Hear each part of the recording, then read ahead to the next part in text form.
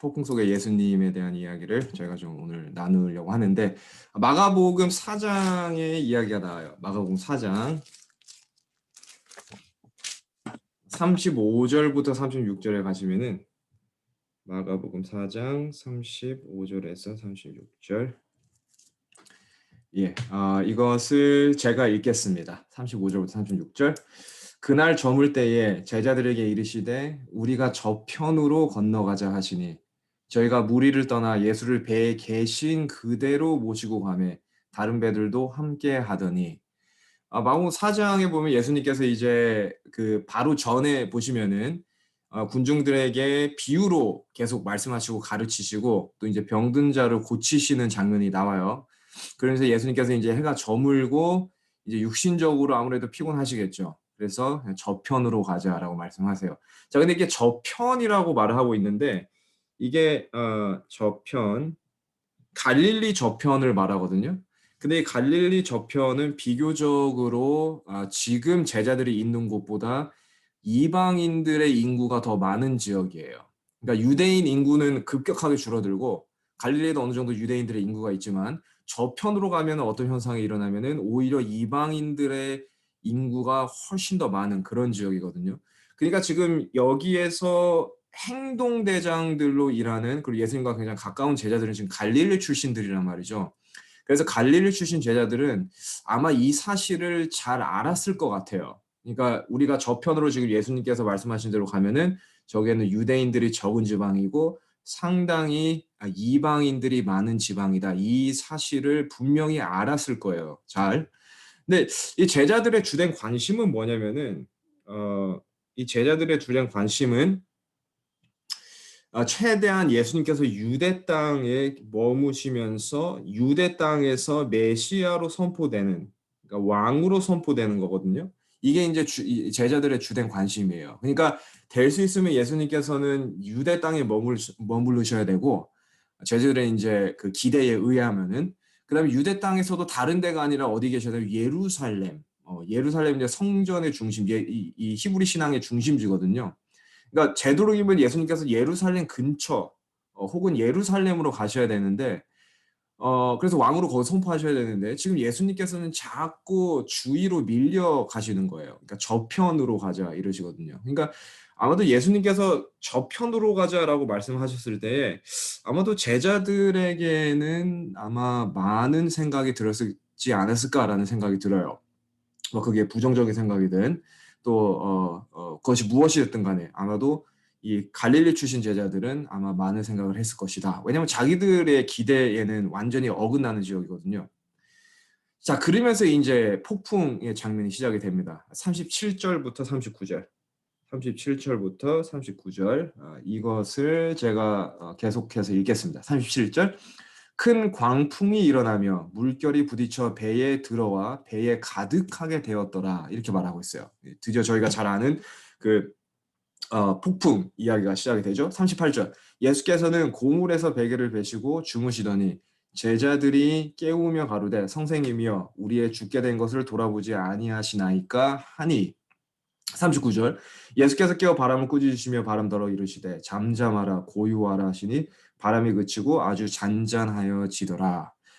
지금 막 배가 이 파도가 몰아치면서 배가 지금 이렇게 물이 차면서 이제 진짜 죽게 생겼는데 뭘 해도 안 되는 거예요. 이 어부 출신 제자들이 뭘 해도 안 되는데 이런 상황에서 저희를 정말 이 장면을에서 놀라게 하는 것은 무엇이냐면은 38절의 내용이에요. 뭐냐면은 예수께서는 고물에서 그러니까 배 뒤편이거든요. 베개를 베시고 주무시더니 이렇게 말하고 있어요. 그러니까 어떻게 이런 상황에서 주무실 수 있는가? 막 진짜 배가 뒤집히고 죽게 생겼는데 이게 읽는 우리도 굉장히 놀라잖아요. 이걸 읽을 때마다. 근데 이것을 직접 본 예수님의 제자들은 아마 더 놀랐을 거예요. 이게 말이 되냐는 거죠, 이게. 근데 제자들이요, 이때 진짜 놀랬던 게 뭐냐면은 우리가 이제 시대 소망의 말씀을 조금 참고하다 보면은 시대 소망 35장에 잠잠하라 고요하라라는 장이 있어요. 이제 그 전체가 이 이야기에 대해서 다루고 있는데 그 장에 이제 잠깐 저희가 이제 참고해 보면 어떤 장면이 나오냐면 제자들이 예수님을 깨우잖아요. 예수님을 깨우는데 진짜 제자들이 예수님에게서 놀랬던 게 뭐냐면은 예수님의 얼굴에는 하늘의 평화가 있었다. 이렇게 표현을 하고 있어요.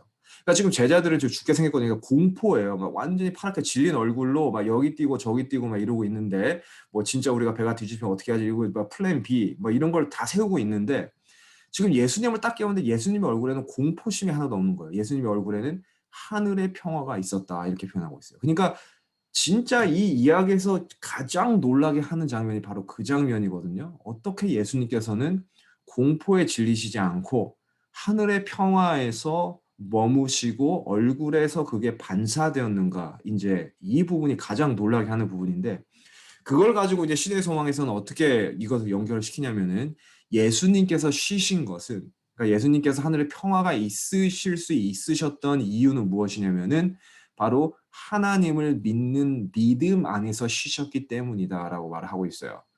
어, 이 표현을 제가 구체적으로 알지 못했어요. 많은 시간 동안. 이게 과연 무슨 말일까? 그러잖아요. 하나님을 아는 혹은 하나님을 믿는 믿음 안에서 쉬셨기 때문에 평화가 있으셨다라고 했는데 하나님 안에서 믿는 믿음 안에서 쉬는 것이 이게 무슨 말이냐는 거죠. 이게 갈라디아서에 가보시면은 이것을 이해하려면은 좀 예수님의 전반적인 이것을 제가 과거에도 많이 반복을 했던 걸로 기억을 해요. 전반적인 이제 예수님의 사역의 성격에 대해서 좀 알아야 되는데 갈라디아서 1장 4절 가보세요. 갈라디아서 1장 4절. 갈라디아서 1장 4절.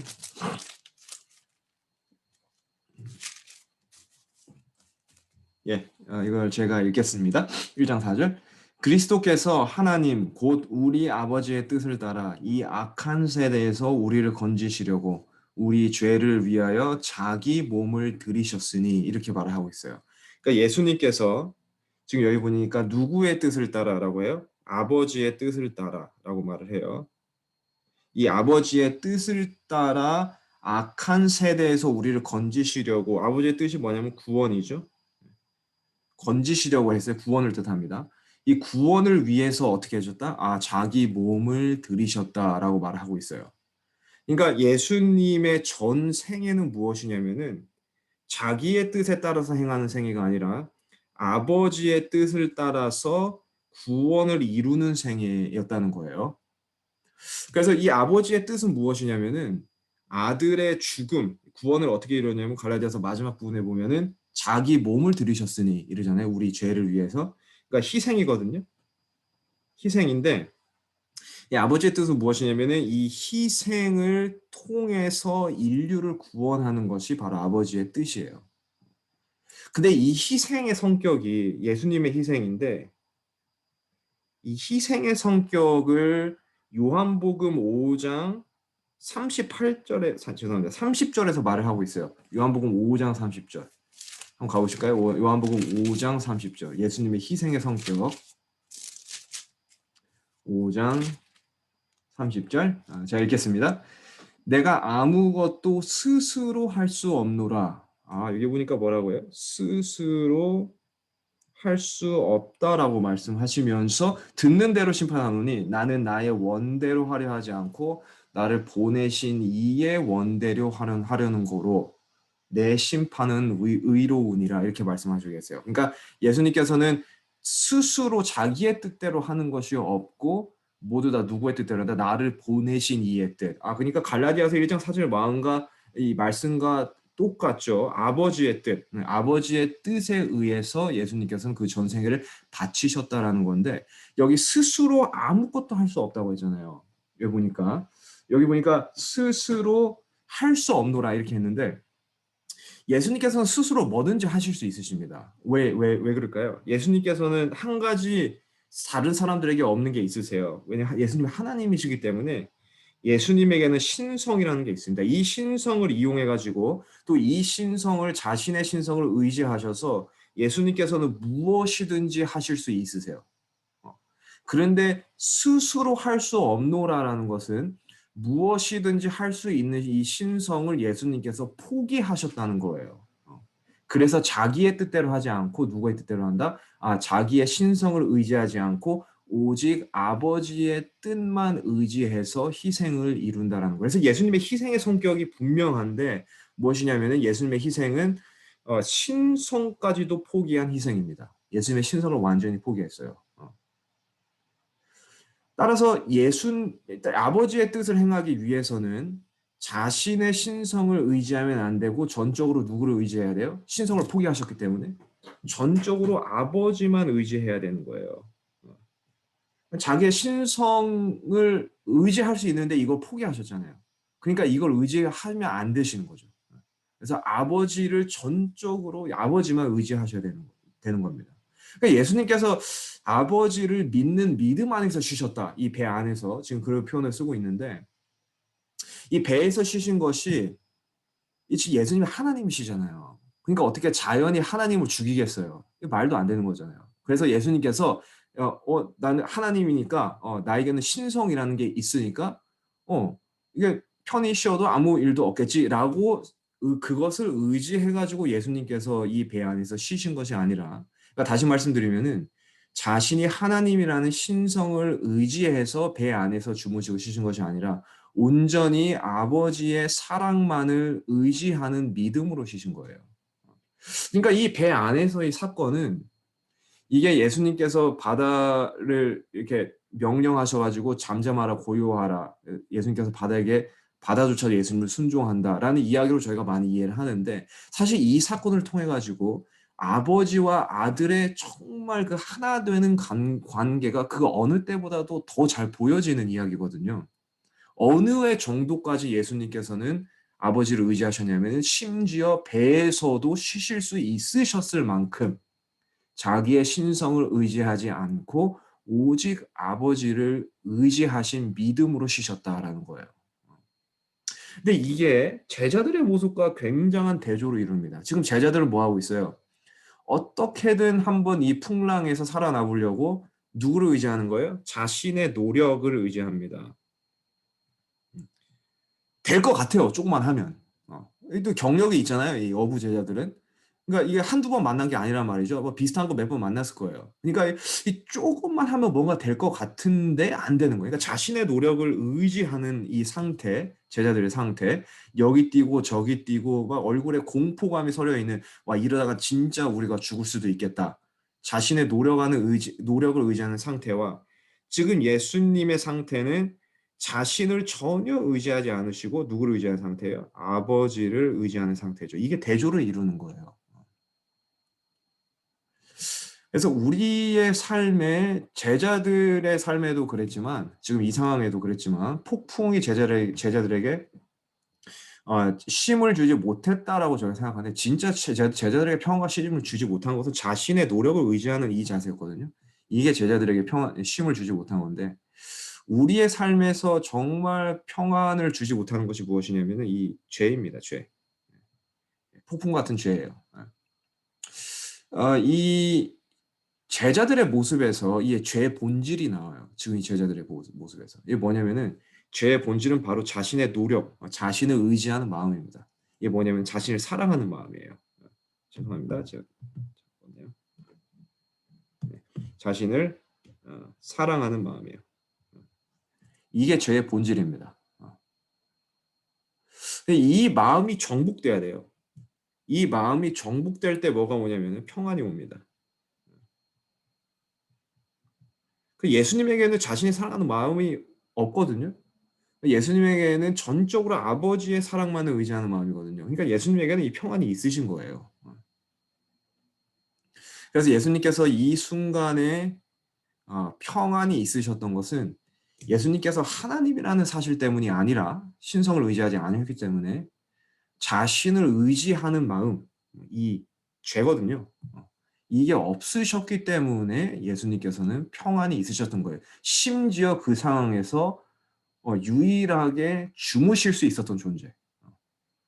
이 자신을 의지하는 노력, 이 죄, 나를 사랑하는 마음, 이 마음이 정복되고 온전히 이 마음이 누구에게 향하냐면 아버지께로 향하기 때문에 평안을 얻으실 수 있으셨다라는 거죠. 39절 40절 가볼게요. 39절 40절 다시 마가복음 4장으로 돌아가셔서 마가복음 4장 39절 40절 제가 읽겠습니다. 예수께서 깨어 바람을 꾸짖으시며 바다더러 이르시되 잠잠하라 고요하라 하시니 바람이 그치고 아주 잔잔하여지더라. 40절. 이에 제자들에게 이르시되 어찌하여 이렇게 무서워하느냐 너희가 어찌 믿음이 없느냐 하시니. 자, 이 장면을 읽으실 때에 항상 궁금하지 않으셨어요, 혹시? 예수님께서 제자들에게 왜 이 멘트로 꾸짖으실까? 지금 뭐라고 말씀하세요? 마지막에?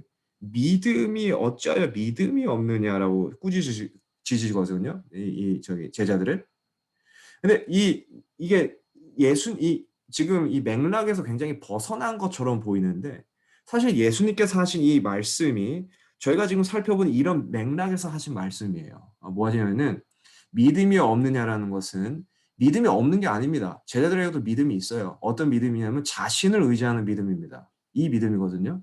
근데 누구에 대한 믿음이 없냐면은 자신에 대한 믿음을 버리고 온전히 하늘을 의지하는 믿음이 없는 거예요.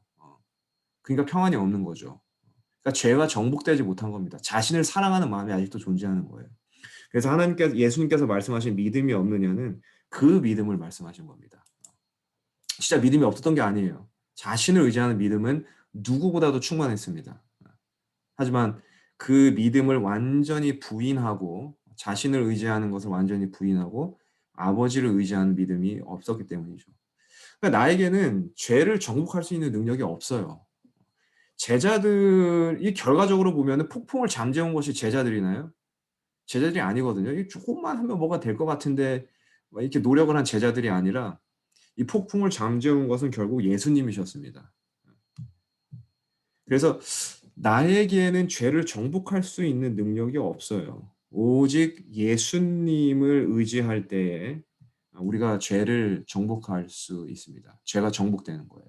그래서 잠잠하라 고요하라 이 음성은 이 폭풍을 잠재우신 예수님의 음성뿐만이 아니라 우리 안에 있는 죄를 정복하시는 예수님의 음성입니다. 자, 그러면서 이제 거라사의 광인의 이야기로 넘어가요. 잠시만요. 거라사의 광인의 이야기가 이제 5장 1절부터 4절로 바로 넘어가게 되는데 마가복음 5장 1절부터 4절. 그러니까 제자들이 이제 놀란 거예요. 와, 진짜 이 바다도 순종하는구나. 바다와 바람도 예수님 앞에 순종하는구나. 그러고서 이제 기쁜 마음으로 딱 내렸죠. 내렸는데 누가 기다리고 있어요? 이 거라사의 광인이 기다리고 있습니다. 자, 5장 1절부터 4절 제가 읽을게요. 한번 보세요. 예수께서 바다 건너편 거라사인의 지방에 이르러 배에서 나오심에 곧 더러운 귀신 들린 사람이 무덤 사이에서 나와 예수를 만나다 그 사람은 무덤 사이에 거처하는데 이제는 아무나 쇠사슬로도 맬 수 없게 되었으니 이는 여러 번 고랑과 쇠사슬에 매었어도 쇠사슬을 끊고 고랑을 깨트렸음이로라. 그리하여 아무도 저를 제어할 힘이 없는지라. 귀신 들린 사람의 상태가 이제 몇 번 성경에 나오는데 사실 굉장히 좋지 않은 상태입니다. 자기를 자해하는 형태거든요. 근데 이거를 마태복음 8장 28절에는 조금 더 구체적으로 말하고 있어요. 한번 가보세요. 마태복음 8장 28절. 8장 28절. 마태복음 8장 28절. 제가 읽겠습니다. 또 예수께서 건너편 가다라 지방에 가심에 똑같은 지방이에요. 귀신 들린 자 둘이 무덤 사이에서 나와 지금 마가복음에서는 단수로 쓰였는데 마태복음에서는 2명이라고 말해요. 실제로 2명이었습니다. 무덤의 사이에서 나와 예수를 만나니 저희는 심히 사나와 아무도 그 길로 어떻게 할 수 없대요? 지나갈 수 없을 만하더라. 그러니까 지금 격리된 형태거든요. 이 귀신 들린 사람들은 마을이 있고 마을 완전히 바깥쪽, 그러니까 해변 쪽으로 완전히 격리된 상태에 있는데 이 사람들이 거하는 근처의 길은 사람들이 지나갈 수가 없는 거예요. 너무 이 사람들이 사나워가지고 사람을 죽이지는 않았던 것 같아요. 그런 권한은 없거든요, 귀신에게. 하지만 사람은 해쳤던 것 같아요. 가해를 가했던 것 같아요. 그것 때문에 이 사람들 그 길로 다니죠. 그러니까 아무도 가지 않는 곳이에요, 이곳은. 근데 누가 오셨어요? 이곳에 예수님께서 들어가셨다. 아무도 가지 않는 곳에. 지금 그것을 말하고 있는 거예요. 그러니까 분명히 제자들하고 지금 같이 가셨잖아요, 예수님께서. 근데 제자들의 모습은 전혀 나오지가 않아요, 이 장면에서. 나오지가 없는 것, 없을 수가 없는 것, 나오지 않는 게 아니라 나올 수가 없는 것이 뭐냐면은 제자들이 다 도망갔어요. 이때 이제 신의 소망의 말씀을 좀 참고해 보면은 제자들이 모두 예수님을 버리고 도망갔습니다. 그래서 예수님을 버리는 게 제자들에게도 상습적이에요. 이게 이 겟세마네에서만 버린 게 아니라 뭐 예전부터 자주 버렸습니다. 제자들이 상습적으로 예수님을 많이 버렸는데 이때 이제 버리고 도망간 거예요. 그래서 제자들의 모습이 안 나와요. 5장 5절. 5장 5절에 가보실게요. 마가복음 다시 돌아가셔서 밤낮 무덤 사이에서나 산에서나 늘 소리 지르며 돌로 제 몸을 상하고 있었더라. 제가 말씀드렸지만 귀신 들린 형태 상태에서 굉장히 최악의 상태입니다. 이 성경에서 보면은 어떤 사람은 귀신이 들려가지고 벙어리가 된 사람이 있고 어떤 아이는 아버지가 그 아이를 데려왔죠. 귀신이 들려가지고 막 거품을 불면서 쓰러지면서 귀신이 이 아이를 불에 던지고 물에 던졌다라고 말을 하고 있어요. 좋지 않은 상태입니다. 근데 그것과 더하면 더했지 이 상태도 굉장히 최악의 상태인데 자기의 몸을 자해하는 상태예요. 그러니까 굉장히 좋지 않은 이거 돌로 제 몸을 상하고 있었더라 이렇게 말하고 있어요. 그러니까 피가 질질 이렇게 흘리면서 완전히 괴물의 상태인 거죠. 사람들이 지나다니지 않을 만한 그런 상태인 거예요. 자, 근데 5장 6절에서 7절에 가보세요. 5장 6절에서 7절. 자, 여기서부터 이제 재밌는 장면들이 등장하는데 그가 멀리서 예수를 보고 달려와 절하며 7절. 큰 소리로 부르짖어 가로되 지극히 높으신 하나님의 아들 예수여 나와 당신과 무슨 상관이 있나이까 원컨대 하나님 앞에 맹세하고 나를 괴롭게 마옵소서 하니 지금 예수님한테 왔어요. 이 귀신 들린 사람들이 예수님에게 와가지고 예수님의 정체를 말을 해요. 뭐라고 말을 해요? 하나님의 아들 예수요. 지극히 높으신 하나님의 아들 예수요. 말을 하고 있어요. 자, 왜 예수님, 이거 예수님을 알았다는 거잖아요. 예수님에게 왔을까? 어. 그게 8절에 나오거든요. 저희가 놓치는 이제 디테일이 여기에 있는데 8절에 한번 가보세요. 이는 예수께서 이미 저에게 이르시기를 더러운 귀신아 그 사람에게서 나오라 하셨습니다. 예수님께서 귀신아 나오라고 말씀하셨는데 이 시점을 말해주고 있어요. 뭐냐면은 이미 저에게 이르시기를. 근데 자세히 보세요. 이 구절을. 이는 그러니까 이거 이는이라고 시작하면서 뭐라고 말하냐면은 이게 귀신 들린 사람이 예수님에게 온 이유를 지금 말하는 거예요. 이는 이렇게 말해주고 있거든요. 예수께서 뭐를 이미 자 이는 이미 이렇게 말을 하고 있어요. 그러니까 예수님께서 귀신 들린 사람에게 이미 귀신을 나오라고 했기 때문에 이 사람이 예수님에게 왔다라는 것을 지금 성경이 말해주고 있는 건데, 자, 이제 여기서 이제 조금 생각을 해볼게요. 이 귀신이 오지 말아야죠, 예수님에게. 그렇죠. 지금 예수님에게 나오는 것이 만약에 귀신의 의지잖아요. 만약에 귀신의 의지라면은 예수님에게 오면 안 됩니다. 왜냐면은 귀신을 나오라고 한 사람에게 가는 것은 예수님께서 벌써 귀신을 나오라고 했는데 갔잖아요. 그러니까 귀신을 나오라고 한 사람한테 지금 간 거예요. 그러니까 이 사람에게 가는 것은 무슨 행위냐면 사단의 입장에서 볼 때는 자살행위입니다. 가면은 자기가 져요. 가면 안 돼요, 예수님에게. 근데 갔거든요. 그러니까 지금 이 예수님에게 간 이 사람들의 모습은 귀신의 의지가 아니라 누구의 의지냐면 귀신 들린 사람의 의지입니다. 이걸 잘 알아야 돼요. 귀신의 의지가 아니에요. 귀신 들린 사람의 의지예요. 귀신의 의지였다면 예수님에게 가면 절대 안 됩니다. 귀신이 나가는 현상이 발생하거든요. 왜냐하면 귀신이 나가라고 말씀하셨기 때문에. 그렇기 때문에 귀신이 나가라는 음성을 듣고 온 이 사람은 귀신의 의지로 온 게 아니라 누구의 의지로 왔다? 이 귀신 들린 사람의 의지로 왔다라는 거예요. 이게 귀신 들린 사람의 보편적인 형상 같아요. 상태 같아요. 제가 이제 성경을 이렇게 계속 보면은 그러니까 나의 의지가 완전히 통제받지는 않아요. 귀신 들린 사람들. 완전히 통제받지는 않은데 이제 저희가 이제 좀 이따 보겠습니다만은 완전히 통제는 아니지만 거의 통제를 받습니다. 하지만 완전히 통제하지 못해요. 나의 의지가 조금은 살아 있어요. 이게 이제 하나님의 은혜의 부분인데 이게 뭐냐면은 하나님의 형상이 아직 귀신 들린 사람에게조차도 존재하기 때문에 이 사람이 자신의 의지로 아직도 선한 것에 반응할 수 있는 의지가 있는 거예요. 그렇기 때문에 예수님께서 이 사람에게 귀신아 나오라고 했을 때 이 음성에 의지해서 반응해서 온 것은 이 사람의 의지입니다. 그러니까 이게 만약에요. 귀신에게 완전히 통제를 받으면 올 수 있을까요? 올 수가 없어요. 올 수가 절대 없죠.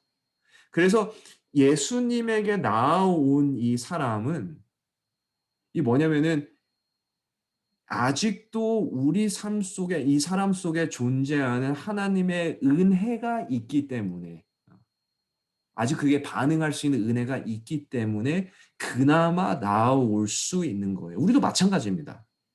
우리는 귀신의 지배를 받지 않지만 무엇인가가에 소유되어 있어요. 마찬가지로 소유되어 있는 건 똑같습니다. 그게 재물이 될 수도 있고, 그게 명예가 될 수도 있고, 그것이 관계가 될 수도 있고, 그게 여러 가지 다른 형태의 우리 삶 속에 있어요. 그게 우리를 완전히 지배하고 통제하고 있습니다. 그런데도 불구하고 우리가 그런 것들이 존재하는 속에서도 여전히 예수님의 음성에 반응할 수 있는 건 뭐냐면은 아직도 우리 삶에 여전히 존재하시는 그 은혜가 아직 남아있기 때문이에요. 이 은혜가 없으면 우리는 절대 반응할 수가 없습니다. 성령의 음성에. 예수님의 은혜예요. 자, 근데 이제 좀 가볼게요. 자, 7절 가보세요, 다시. 7절에 보니까 이제 예수님에게 왔는데 큰 소리로 부르짖어 가로되 지극히 높으신 하나님의 아들 예수여 나와 당신과 무슨 상관이 있나이까 원컨대 하나님 앞에 맹세하고 나를 괴롭게 마옵소서. 그러니까 지금 이 사람이 귀신의 의지로 나온 게 아니고 이 사람의 의지, 정말 낫고자 하는 의지로 예수님 앞에 나왔는데 지금 7절을 보니까 다른 말이 튀어나가요. 뭐라는 거예요? 나에게서 떠나라. 예수님인 거 아니까 나에게서 떠나라. 이런 말이 나와요. 그러니까 이게 이제 이 귀신들 이 통제를 받은 사람이 자기의 의지로 왔는데 또 지금 통제를 받기 시작하는 거예요. 그러니까 전혀 다른 말이 튀어나온 거예요. 지금 예수님 앞에서. 예수님 떠나가라. 자, 그래서 지금 저희가 뭐 다 그걸 읽지 않겠습니다만은 이제 8절부터 저희가 계속 읽다 보면은 자, 8절 한번 보실게요. 이는 예수께서 이미 저에게 이르시기를 더러운 귀신아 그 사람이 나오라 하셨음이라. 9절 이에 물으시되 내 이름이 무엇이냐 가로되 이름 군대니 우리가 많음이니이다 하고 11절 돼지의 큰 떼가 산 곁에서 먹고 있는지라. 12절에 귀신이 이것을 사단이 이것을 요청합니다. 이에 간구하여 가로되 우리를 돼지에게로 보내어 들어가게 하소서. 그래서 이 귀신이 돼지 무리떼에 흘러 들어가 가지고 이 돼지들이 낭떠러지에 떨어져서 죽는 사건이 발생하죠. 이 사건 때문에 17절에 이제 귀신은 이 귀신 들린 사람에게서 떠나가고 이제 이 이야기가 어디로 옮겨가냐면 마을 사람들에게로 옮겨가요. 한번 보실까요? 이 17절 보세요. 17절. 저희가 예수께 그 지경에서 떠나시기를 간구하더라. 17절. 지금 마가복음 5장 17절에 보니까 지금 마을 사람들이 이제 예수님께 나왔는데 예수님을 떠나가라고 해요. 왜냐면은 자기들의 돼지가 죽었거든요. 자기들의 재산이 없어요. 이게 돼지는 이제 이방인 지역에 굉장히 중요한 재산인데 이 재산이 없어졌어요. 그러니까 이 사람들에게 있어서는 자신들의 재산이 없어진 것이 귀신 들린 사람이 낳은 것보다 더 중요했기 때문이에요. 그래서 예수님께서는 지금 사단이 지금 이 돼지에게로 들어가고 싶다라고 예수님이 간청한 것은 사실 어떤 목적이 있냐면은 사단은 알아요. 이 사람들이 얼마나 깊숙이 자기들의 재물, 재물의 지배와 통제를 받고 있는지 알고 있거든요. 그래서 만약에 이 재물이 없어지면은 이 사람들이 예수님을 거부할 것이라는 것을 사단은 알고 있어요. 그렇기 때문에 돼지를 택한 거예요. 그런데 예수님께서는 이 상황조차도 이용하셔가지고 그들을 지배하고 있었던 다른 것. 이 귀신 들린 사람은 귀신이 이 사람을 지배하고 있었지만 이 마을 사람들은 지금 재물이 지배하고 있거든요. 이 사람들을 완전히 소유하고 있단 말이에요. 그래서 이 귀신 들린 사람을 자유케 하실 뿐만 아니라 이 재물에 소유되고 있는 사람들조차도 예수님께서는 자유케 하시기를 원하셨던 거죠. 하지만 결과적으로 저희가 보았듯이 17절에 이 사람들은 자신의 선택으로 거절합니다. 그래서요, 이 결과적으로 보면요, 이 귀신 들린 사람이 굉장히 지금 최악의 상태잖아요. 그러니까 누가 보아도 지금 여기에서는 귀신 들린 사람의 상태가 마을 사람들의 상태보다 훨씬 낫거든요. 근데 결과적으로 보잖아요. 이 귀신 들린 사람들은 귀신에게서 해방되었지만 재물에 소유되었던 사람들은 재물에서 해방되지 못했습니다. 그러니까 누가 더 유리한 위치에 있는 거예요, 지금? 지금 귀신 들린 사람이 훨씬 더 유리한 위치에 지금 있는 거예요. 한때 귀신 들렸던 사람이. 그래서 우리에게 있는 제일 유리한 위치는 어디냐면은 우리가 바로 예수님 앞에 나올 때입니다. 그게 제일 유리한 위치예요. 우리의 높고 낮음, 많고 적음을 우리가 따지지 않고 그거에 상관없이 우리에게 가장 우리가 나올 수 있는 가장 유리한 위치는 무엇이냐면은 바로 예수님의 발 앞이에요. 그래서 귀신 들린 사람들은 해방되었습니다. 예수님 앞에 나옴으로 해방이 됐어요. 자, 그런데 18절에서 19절 한번 보세요. 18절, 19절. 예수께서 배에 오르실 때 귀신 들렸던 사람이 함께 있기를 간구하였으나 지금 귀신 들린 사람이 예수님과 같이 가기를 원했거든요. 이 귀신 들린 사람의 입장에서 보면은요, 이게 진짜 이해가 가요. 지금 이 귀신 들린 사람은 어떻게 살았어요? 사회와 격리돼서 살았습니다. 그렇죠. 이웃이 없어요. 그리고 이 사람은 뭐 그게 몇 년이 되는지 모르지만 꽤 오랜 시간 동안 사람들이 회피하는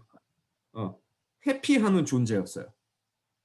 그래서 이 사람이 이 마을에 다시 들어가서 산다는 것은 거의 불가능합니다. 귀신이 지금 떠나갔음에도 불구하고 굉장한 노력과 시간이 요구돼요. 귀신이 떠나갔음에도 불구하고. 그래서 이 사람이 예수님과 지금 같이 가기를 원한다는 것은 100번을 생각해도 이해가 되는 장면이에요. 그렇게 해야 이 사람들에게도 그게 훨씬 더 편할 것 같거든요. 근데 예수님께서 뭐라고 말씀하시냐면은 19절 허락지 아니하시고 저에게 이르시되 집으로 돌아가 주께서 내게 어떻게 큰 일을 행하사 너를 불쌍히 여기신 것을 내 친족에게 고하라. 그러니까 예수님께서는 아니야. 너의 마음은 내가 이해하지만 어디에 있으라는 거예요? 지금 그 동네에 다시 들어가서 살아라라는 거예요.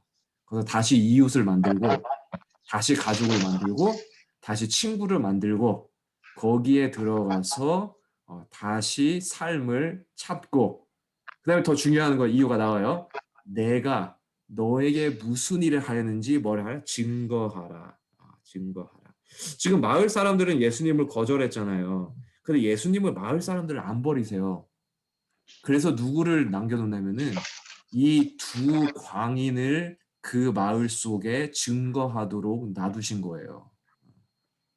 그래서 지금은 이 마을 사람들이 이 욕심에서 해방되기를 거부해서 예수님을 거절을 했는데 나중에 이제 예수님께서 데가볼리 지역에 다시 가시거든요. 데가볼리 지역. 지금 이 이방인 지역 그걸 다시 가세요. 근데 이때는 예수님께서 완전히 다른 대우를 받으십니다. 예수님께서는 어떤 대우를 받으시냐면은 환영받으세요. 이때는. 지금은 거절받으셨잖아요. 나중에는 환영받으세요. 그게 누구 때문이냐면은 이 두 명의 광인이 이 역할을 한 거예요. 증거를 한 거예요.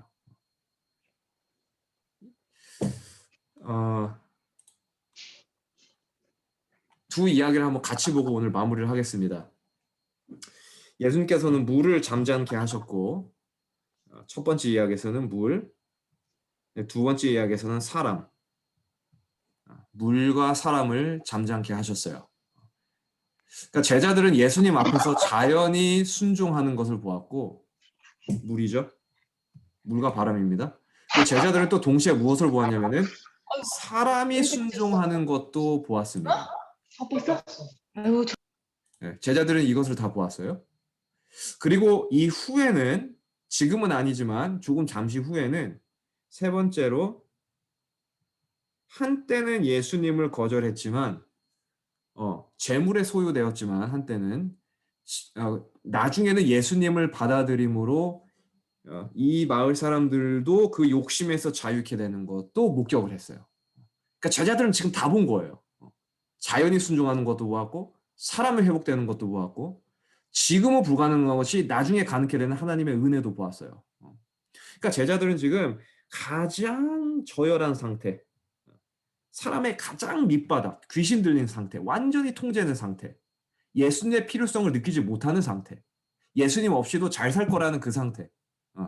그 가장 저열한 상태에서 사람이 어떻게 가장 아름다운 상태로 변화될 수 있는지를 다 본 거예요, 지금 제자들은.